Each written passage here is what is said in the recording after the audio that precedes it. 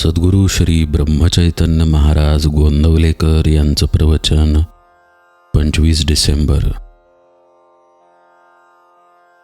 भगवंताचे स्मरण हेच प्रत्येक साधनाचे मर्म. एका गावाहून 2 सरकारी बैलगाड्या निघाल्या. एका बैलगाडीत सोन्याची नाणी असलेल्या पिशव्या होत्या आणि दुसऱ्या गाडीत बांधकामाचे दगड होते. सबंध दिवसभर प्रवास करून त्या बैलगाड्या तालुक्याच्या ठिकाणी पोहोचल्यावर गाडीवानांनी गाड्या सोडल्या. सोने आणि दगड अधिकाऱ्यांच्या हवाली केले आणि दोन्ही गाड्यांच्या बैलांना कडबाच घातला. तसे भगवंताच्या दृष्टीने विद्वान आणि अडाणी दोघेही सारखेच. सुंदर विचारांचा भार डोक्यात वागवला म्हणजे विद्वानाला भगवंत जवळ होतो असे मुळीच नव्हे. विद्वान काय किंवा अडाणी काय, दोघांनाही बुडवण्या इतका अभिमान प्रत्येकाजवळ असतो. विद्वानाला अभिमान जास्त मारक होतो इतकेच. विद्येला जगात किंमत आहे, पण ती साधन रूप आहे, साध्य रूप नाही. विद्या ही भगवंताची दासी बनली पाहिजे. पुष्कळ वेळा विद्वान लोक व्यर्थ चिकित्सेने आपल्या आयुष्याचा नाश करून घेतात. साधे भोळे अडाणी लोक मात्र भगवंताचे नाम घेऊन मजेने तरून जातात.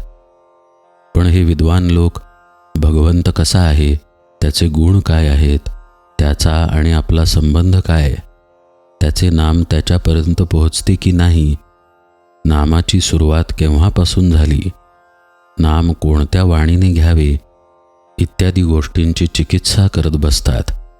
आणि ती इतकी करतात की शेवटी आयुष्याचा अंतकाल येतो आणि नामाची चिकित्सा तेवढी पदरात पडते.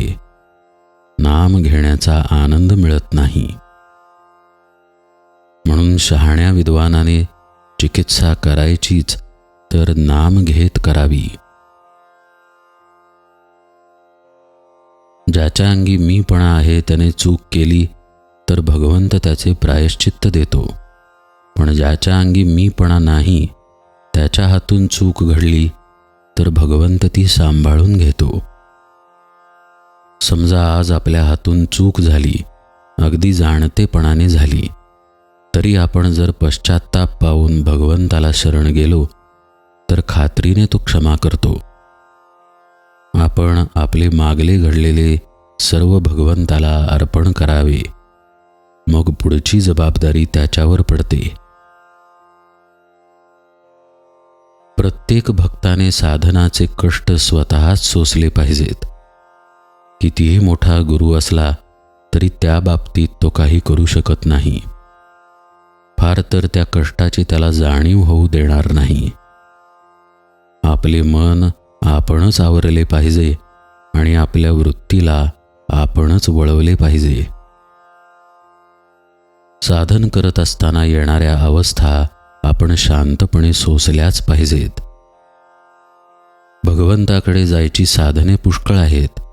इतर साधनांचे कष्ट करून जे साधते तेच थोडे नाम घेतल्याने साधते. पण नामावर तशी श्रद्धा मात्र पाहिजे.